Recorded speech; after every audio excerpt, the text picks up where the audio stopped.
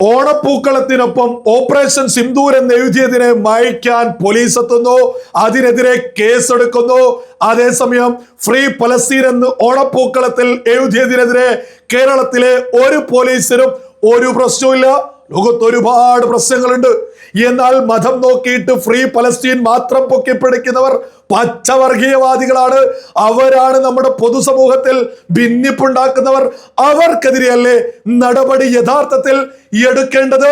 എന്നാൽ ഓപ്പറേഷൻ സിന്ദൂരോ, നമ്മുടെ രാജ്യത്തെ സഹോദരിമാരുടെ സീമന്തരേഖയിലെ സിന്ദൂരം മായ്ച്ചതിന് പാകിസ്ഥാൻ എന്ന ഭീകര രാജ്യത്തിനെതിരെ നമ്മുടെ രാജ്യം നടത്തിയ പോരാട്ടത്തിന്റെ പേരാണ് ഓപ്പറേഷൻ സിന്ദൂര്.